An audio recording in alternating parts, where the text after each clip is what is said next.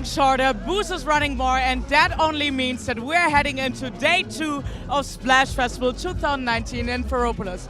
I am Fania Fulai from Highsnobiety, and I cannot wait to take you through this. Let's go.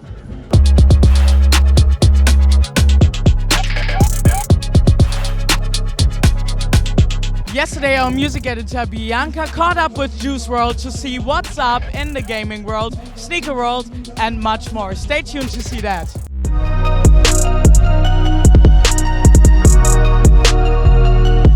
Hello everyone, hello out there. We're sitting here at Splash Festival with the one and only Juice Wrld. What's good?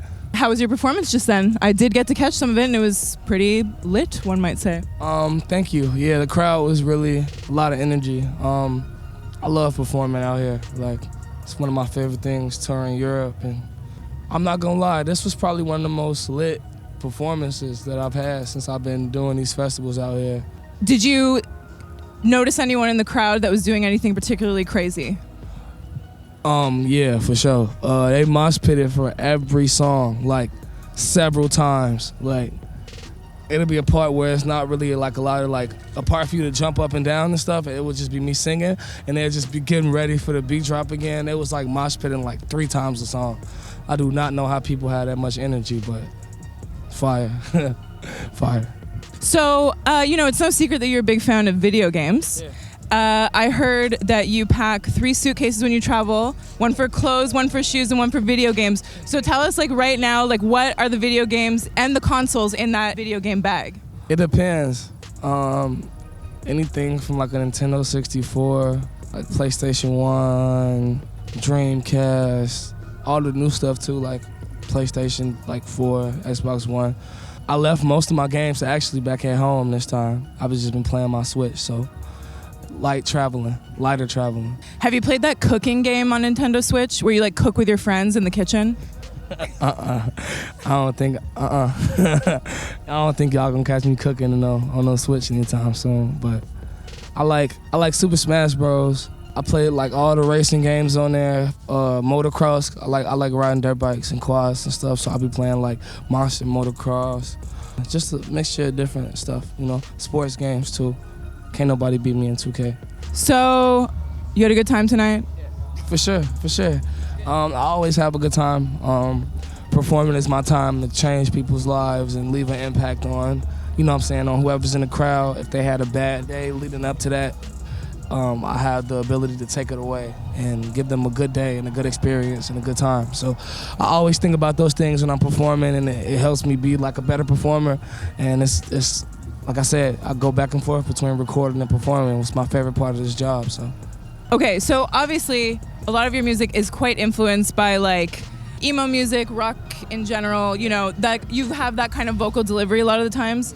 Who are like 3 people that you're dying to work with more in that world rather than like the hip hop rap world? I would want to do like a song with 2005 Rodney Radke, like an Escape to Fate. That's one of my favorite groups. They hard as fuck. Census Failed from around that time too, 2005, 2006. That was like the prime, in my opinion, that was like the prime of their music. Cute is what we aim for, that's what I was gonna say. That's another band that back like in that time period, they made really good music, and I would love to go back and make music, when they was doing stuff like that, so yeah. When did you first discover that kind of music? Playing Tony Hawk. The soundtrack used to put me on the shit for sure. I actually used to sit and do my homework in like 3rd and 4th grade listening to music on my damn DS. All right, let's talk quickly about sneakers, because we're Highsnobiety, we're a fan of sneakers, you know what I mean? So which ones have you been wearing a lot lately, like especially on the road while you're touring? This is one pair. I actually got them right now. These. I don't know if you can see them. They supposed to be like rare or whatever. So one's Retro 4s, Stan Smiths, Margielas, and that's actually been really all I've been wearing. I used to have this pair of Gucci slides on me.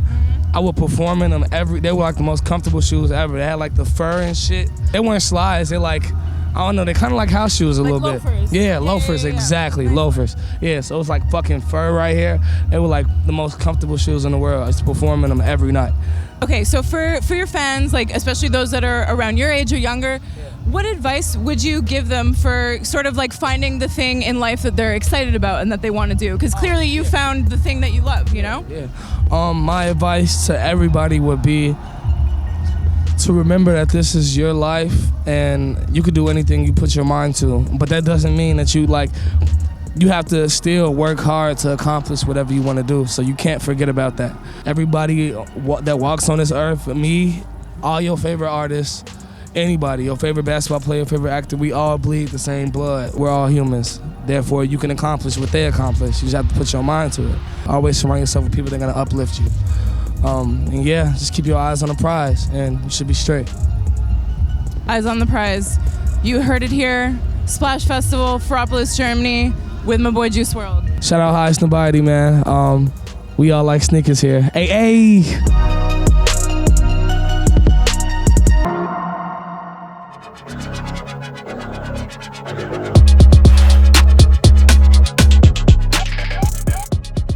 We caught up with Saweetie after her headlining set. Hey everyone, we are here at Splash Festival with the lovely Saweetie. We're so happy to have you. Thank you, girl. So, how was it? How was the show? It was crazy and they knew every word, so I just love performing at shows where the fans are really excited to see me. That's amazing. Okay, so for those of us not aware, I mean, you know, you have like 6.7 million Instagram followers and counting, but for those of us that are maybe not so aware about what you do, can you explain to us like what icy means to you? Well, icy, you know, the ice is on my neck, the ice is in my ear, the ice is on my wrist, but it's more than that. It's more than just being icy. It's more like a mentality, being a hustler, being somebody who's ambitious and, you know, get into the bag and really just going for what's out there. In your earlier days when I was reading that you were like going from like Craigslist sublet to sublet and, you know, on your grind, was there someone that you like admired, like their hustle and tried to model yourselves after them, or just who are your inspirations for that kind of thing?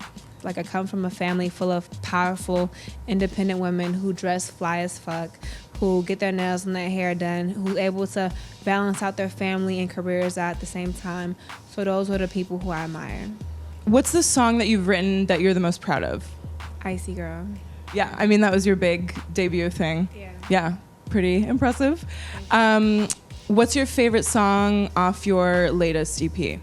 Of course, My Type. My Type is going crazy. And, you know, when I create these songs, I don't expect them to be as big as they are, but I keep creating just dope-ass songs. So I'm happy that I'm able to do that. Part of your success, or at least from my understanding, is like the fact that you were making these videos and sharing them on Instagram. That kind of helps get your stuff out there. Mm-hmm. What's your relationship like to social media now? To be honest with you, social media is like a lot for me, and I'm not on there as much as I should be, because today fans want to feel connected. They want you to go live. They want you to, you know, do a lot of things that require a lot of you being on social media, but sometimes it gives me anxiety. For sure. What kind of things do you do in general in your life to alleviate anxiety? I get massages and I hang out with my family. They make me feel grounded. Mm-hmm. How did you learn how to twerk? I tried learning via YouTube video, but I feel like you maybe had some more professional ways of learning or something like this. When you grow up with like a lot of girl cousins, like at the slumber parties, that's just what we do all night. Okay. We twerk. Yeah. So group lessons, I like that. Group lessons, you know? Yeah. Yes, and if you weak, we gonna let you know you weak. And I was one of the weak links, so I had to perfect my twerk. Yes. Well, I mean, you certainly perfected that. Tell us what it was like growing up in the Bay Area and how that affected you. The Bay is just full of a lot of culture. It's cutthroat, it's raw, it's just what you see is what you get. It's very down to earth, but it's still fly. So I feel like that has contributed, you know, a lot to my music. And I'm just happy that I'm from the Bay Area because I haven't found a city that's like it yet. What would you say to your fans that Maybe like don't really know what they want to do with their life, you know, and are trying to figure their shit out. It's normal. I felt like that growing up. So if you feel like that, you're not a loser. You not, doing nothing wrong. It's completely, totally normal. But just make sure when you finally find out what your passion is, stick to it and thug it out, because I wasn't always here. And being a musician is hard. Either you're in it or you're not. So it took me a long time to get to where I was. So don't give up. And if you don't have it right now, you're eventually going to get it. Thank you so much. We're live from Splash Festival. Thanks for tuning in, everyone. We're here with Saweetie. Peace out.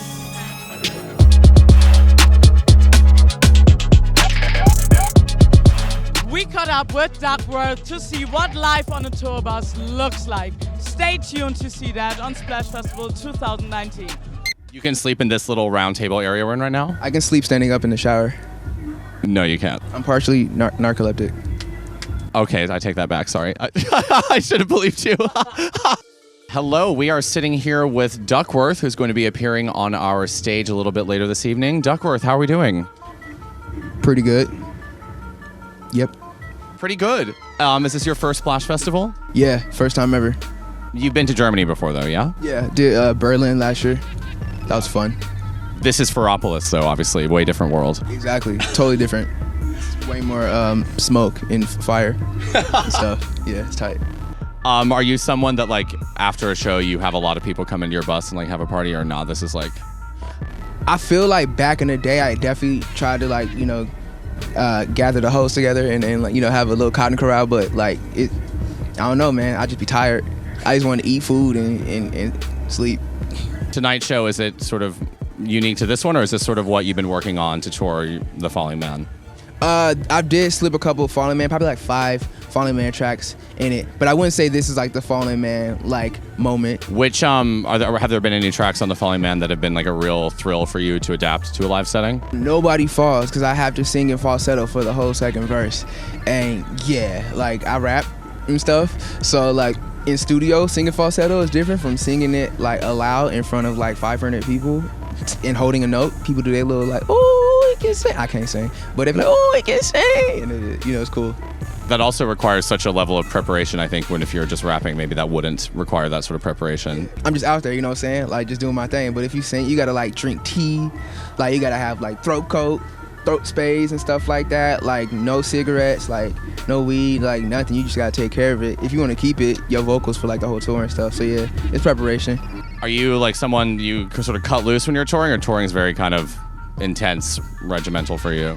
I mean, nothing's really a regiment in my, like, life much, but yeah, I definitely like tea, water, like stretches before like shows and stuff, eat a lot of fruits and vegetables and everything to try to keep it healthy. Maybe like stretch your knees out and stuff, because like when you start to get older, your knees start like making all type of fun sounds and everything. Like when I stand up, sometimes it's like a full orchestra of like sounds coming from my kneecaps, so you know what I'm saying, you got to drink your water and stretch. If we could hear a bit of, if I was going to challenge you to give me a little sample of what your knee would sound like as a full orchestra, can you give me a bit? It'd be like, like all that, all that, like all that. It's crazy. It's terrible. The last time we chatted, it was really close to around when you released The Falling Man, and we talked a lot about how that project was inspired by a lot of angst you were feeling. So now that it's out in the world and I feel like it's doing really well and you're touring it, is that still a feeling you're feeling, or like where is your emotional space now? The angst is out, so I'm dancing again. I'm grooving, making happier music now. It's kind of funny to be making music about actually like liking a girl and stuff, you know what I'm saying? What's one of the weirdest things that's happened to you while performing? Well, it wasn't even really weird for me. It was weird for the person it happened to. But like one time I was just really sweating. I was just going hard. It was hot in a venue. I did this like spin move, like this little 360 spin move. And as I was coming around for the full 360, the sweat from my head like came off, and like I saw it land in the kid's like eye, like right in the retina, just like bah! And he was like, oh, it was was hella funny.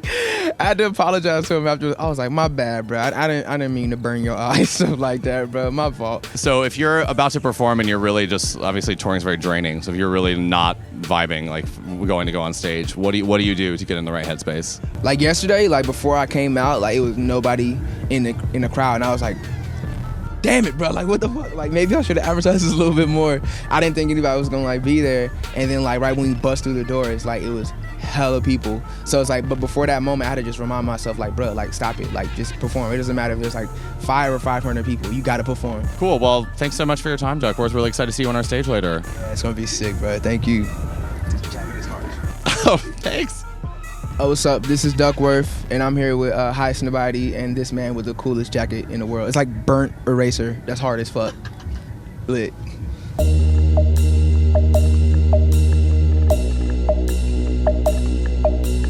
Thank you for following us on day 2 at Splash Festival 2019. Stay tuned for day 3.